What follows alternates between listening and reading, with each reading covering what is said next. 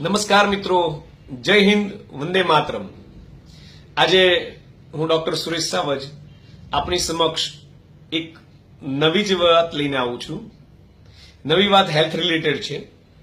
Health related એટલા માટે છે કે આજે સવારનો જે કિસ્સો છે, મારે ત્યાં એક કપલ દવા લેવા માટે આવ્યું. લગભગ અંદાજિત 11 વાગ્યાનો આસપાસનો સમય હતો. હસબન્ડ વાઇફ બંને આવ્યા મારે ત્યાં દવા લેવા માટે, અને તેઓ મને એટલું જ કહ્યું કે સાહેબ આજે અમારા મનમાં એક નવો પ્રશ્ન ઉપસ્થિત થયો છે. એટલે મેં કહ્યું કે જે કંઈ પ્રશ્ન હોય મને કહો. એટલે એ ભાઈએ જે વાત કરી એ તમને જણાવું છું કે હું ને મારા મિસિસ બંને ડેલી જોગિંગ કરવા જતા હોઈએ છીએ, અને જોગિંગ કરીને અમે આવતા હતા તો હું બાકડા પર આરામથી બેઠો હતો. મારા પછી મારા મિસિસ 30 મિનિટ સુધી જોગિંગ કરીને મારા બાજુમાં આવીને બેઠી બાકડા પર, અને અમે બંને પતિ પત્ની ત્યારે વાતો કરતા હતા કે કેવું છે, મજા આવે છે, આમ છે, તેમ છે, જે આપણી ડેલી રૂટીનની વાતો એ વાતો કરતા હતા. પછી અચાનક જ મેં એને પૂછ્યું કે તું આપણી આ જિંદગીથી તો ખુશ છે ને? એટલે મારી પત્નીએ એવું કહ્યું કે ના, હું બિલકુલ ખુશ નથી. લોકોને એવું લાગે છે કે મારી પાસે બધી જ વસ્તુ છે, મારા જે જરૂરિયાત છે એ બધી જ વસ્તુ મને મળી રહી છે, મારા પાસે ઇકોનોમિકલ બહુ સારું એવું સ્ટેટસ છે, બધું છે, પરંતુ હું અંદરથી ખુશ નથી એવું લાગે છે. એટલે મારી પત્નીએ ના પાડી તો મને થયું કે હું પણ મારી જાતને પૂછી લઉં. એટલે મેં મારી પોતાની જાતને પૂછ્યું કે શું હું પણ ખુશ છું કે નહીં? જિંદગીમાં મને ખુશી મળે છે કે નહીં? હેપીનેસ છે કે નહીં? તો મિત્રો, મારા અંદરથી, મારા આત્માથી એવો અવાજ આવ્યો કે ના, હું પણ ખુશ નથી. તો મને એવું થયું કે શા માટે હું ખુશ નથી એમ. એટલે મેં મારી વાઈફને પણ કહ્યું કે મારો આત્મા પણ એવું કહે છે કે હું ખુશ નથી, તું પણ એવું મને કહે છે કે તું પણ ખુશ નથી. આપણી પાસે ગાડીઓ છે, બંગલો છે, બાળકોનું સારું એજ્યુકેશન છે, બાળકોનું ફ્યુચર બ્રાઇટ દેખાય એવું લાગે છે, છતાં આપણે હસબન્ડ વાઈફ બંને ખુશ શા માટે નથી લાગતા? તો આના માટે ડોક્ટર સાહેબ અમે તમારી પાસે આજે આવ્યા હતા કે હેપીનેસ માટેનું મેઇન કારણ શું હોય ને હેપીનેસ ક્યાંથી મળે છે એ અમને કહો. એમ કે હ્યુમન બિંગની અંદર હેપીનેસ જોઈતી હોય તો હેપીનેસ ક્યાંથી મળશે? એટલે મેં એમને કહ્યું કે આના માટે તમારે બીજું કંઈ નહીં, મેડિકલ સાયન્સ થોડુંક સમજવાની જરૂર છે. આપણી બોડીની અંદર ટોટલ 4 પ્રકારના હોર્મોન હોય છે કે જે આપણી જિંદગીની અંદર ખુશહાલી લાવે છે. પહેલું હોય છે એન્ડોર્ફિન, બીજું ડોપામાઇન, ત્રીજું સેરોટોનિન અને ચોથું ઓક્સિટોસિન. આ 4 હોર્મોન આપણી બોડીની અંદર, હોર્મોન એટલે કે અંતસ્ત્રાવ, આપણા શરીરમાં હોર્મોન આ રિલીઝ થતા હોય ડેલીની માત્રામાં તો આપણા શરીરમાં ખુશહાલી આવે છે, આપણા જિંદગીની અંદર ખુશહાલી આવે છે. તો પહેલા આપણે એક પછી એક આ હોર્મોન જોઈએ. પહેલો હોર્મોન છે આપણે લઈએ કે એન્ડોર્ફિન. તો જ્યારે આપણે એક્સરસાઇઝ કરતા હોય ને ત્યારે આપણા બોડીમાંથી એન્ડોર્ફિન નામનો હોર્મોન રિલીઝ થતો હોય છે. આ એન્ડોર્ફિન હોર્મોન આપણા શરીરના દુખાવા સામે રક્ષણ આપે છે. આપણા શરીરમાં દુખાવો થતો હોય કોઈ પણ તો એને ભૂલવાડીને આપણા શરીરમાં ખુશી લાવે છે. અને એટલા માટે જ જ્યારે આપણે ટ્રેડમિલ પર વોકિંગ કરતા હોઈએ, દોડતા હોઈએ, અથવા સાયકલિંગ કરતા હોય, જોગિંગ કરતા હોય, ત્યારે આપણા બોડીની અંદર એન્ડોર્ફિન નામનો હોર્મોન રિલીઝ થતો હોય છે જે આપણને હેપીનેસ આપે છે. મારા એક મિત્ર છે, આજે સવારે મેં એમની જોડે વાત કરી. એ જનરલી રેગ્યુલર જીમમાં જતા હોય છે, તો મેં એમની જોડે વાત કરી કે તમે જ્યારે એક્સરસાઇઝ કરો છો ત્યારે તમને કેવું ફીલ થાય છે? તમે વજન ઉતારવા માટે જાઓ છો? જીમમાં વજન ઉતારવા માટે જાઓ છો કે શા માટે જાઓ છો? તો એમના જ શબ્દોમાં કહું કે એમણે એવું મને કહ્યું કે હું જીમમાં એટલા માટે જાઉં છું કે મને ખુશી મળે છે. મારે વજન નથી ઉતારવું, મારે બોડીમાં મસલ્સ નથી બનાવવા, પરંતુ હું જે 30 મિનિટ એક્સરસાઇઝ કરું છું, ટ્રેડમિલ પર સાયકલિંગ કરું છું, એનાથી મને ખુશી મળે છે. એટલે મિત્રો કે હેપીનેસ, એન્ડોર્ફિન હોર્મોન રિલીઝ થાય છે એટલે એ મારા મિત્રને એન્ડોર્ફિનના હિસાબે હેપીનેસ. અને હું જોઉં છું વારંવાર એના દરેક વખતે એમને જ્યારે વાત કરીએ ત્યારે એના ચહેરા પર હંમેશા હાસ્ય જ હોય છે. તો મારી એક સલાહ છે મિત્રો કે તમે કમસે કમ ડેઈલી 30 મિનિટ સુધી એક્સરસાઇઝ કરશો તો તમારી બોડીની અંદર આખા દિવસનું એન્ડોર્ફિનનું જે રિલીઝ થવાનું હોય છે એ હોર્મોનનું રિલીઝ થઈ જશે. એટલે તમને આખા દિવસ માટે તમારા શરીરમાં હેપીનેસ રહેશે અને દુખાવાનું પણ કોઈ ફરિયાદ નહીં થાય. બીજો હોર્મોન છે ડોપામાઇન.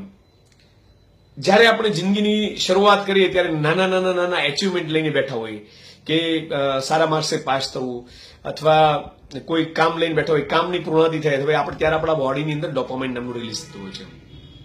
અને તમે જો સ્ત્રી જ્યારે ઘરમાં કામ કરતી હોય છે ત્યારે એનું એ રૂટીન કામ હોય છે, સવારમાં ઉઠીને કપડા વાસણ ધોવાના, ઘરના દરેક વ્યક્તિઓ માટે રસોઈ બનાવવાની, બપોરની રસોઈ બનાવવાની, સાંજનો પાછું કચરા પોતાથી લઈને બધું કામ કરવાનું. તો એ એના રૂટીન કામમાં એ સ્ત્રી હેપીનેસ નથી ફીલ કરતી, કારણ કે એના એપ્રિશિએશન નથી થતું. ડોપામાઇન રિલીઝ કરવા માટે એપ્રિશિએશન એટલે કે વખાણ કરવા જરૂરી છે, પ્રશંસા કરવી જરૂરી છે. તમે આજથી જ તમારા પત્ની કે ફેમિલી મેમ્બર કોઈ પણ વ્યક્તિ હોય એમને એમના કાર્યોના જો વખાણ કરશો તો એમના બોડીની અંદર ડોપામાઇન રિલીઝ થશે, અને ડોપામાઇન રિલીઝ થશે તો એ પાત્ર, સામેવાળું જે પાત્ર છે એ ખુશ થશે, તો એના જિંદગીની અંદર હેપીનેસ આવે છે. એ જ પ્રમાણે આપણા જિંદગીની અંદર પણ આપણે જે કોઈ પણ કાર્ય કરતા હોઈએ ત્યારે આપણે કોઈ સરાહના કરે, વખાણ કરે છે, પ્રશંસા કરે છે, ત્યારે આપણે અંદરથી જે ખુશી થાય છે એ ડોપામાઇન રિલીઝ થાય એટલા માટે થતું હોય છે. તો ડેઈલીના ડોપામાઇન રિલીઝ માટે આપણે શું કરવું પડશે? આપણે લોકોના વખાણ કરવા પડશે, પ્રશંસા કરવી પડશે. ખોટા વખાણ નથી કરવા, પણ પ્રશંસા કરવી પડશે, જેથી કરીને લોકો પણ આપણી પ્રશંસા કરશે અને આપણા શરીરમાં પણ ડોપામાઇન રિલીઝ થશે અને આપણે પણ ખુશ થઈશું. અને આપણે જોઈએ છીએ કે જ્યારે સ્ત્રી ઘરકામથી કંટાળી જતી પરંતુ શોપિંગમાં જાય. ગઈકાલની જ વાત છે, હું મારા મિસિસ સાથે શોપિંગમાં ગયો હતો, તો મારા મિસિસના શબ્દો તમને કહું. અલકાએ મને એટલું કહ્યું કે કશું ખરીદી નહીં તો કંઈ નહીં, પણ જ્યારે શોપિંગ મોલની અંદર ચક્કર મારીએ, વસ્તુ નવી નવી જોઈએ અને એક જ સામાન્ય વસ્તુ પણ લીધી હોય ને તો પણ આપણે અંદરથી કેવી મજા આવે એમ. તો મિત્રો, આ ડોપામાઇન રિલીઝ કરવા માટે. તો શોપિંગ મોલમાં જઈને ખરીદી કરવી જરૂરી નથી, પરંતુ શોપિંગ મોલમાં ગયા પછી પણ તમે ત્યાં નાની વસ્તુ, કદાચ 5 રૂપિયા કે 25 રૂપિયાની વસ્તુ લેશો પણ તો પણ ખુશી મળશે. તો આના માટેનો સૌથી સારામાં સારો રસ્તો છે કે તમારા મિસિસને અથવા તમારી પત્ની, તમારા મિત્રો, સગા સ્નેહ, આ બધાના વખાણ કરો, એમને પ્રશંસા કરો, તો જેથી કરીને એવું પણ તમારા પ્રશંસા કરશે અને તમારામાં ડોપામાઇન રિલીઝ થશે. ત્રીજો હોર્મોન છે સેરોટોનિન. આ હોર્મોન ખાસ કરીને તમને સમાજની એક કોઈ સારું કાર્ય કરો, સમાજ માટે કોઈ કાર્ય કરો છો ત્યારે તમારા બોડીમાં રિલીઝ થતો હોય છે.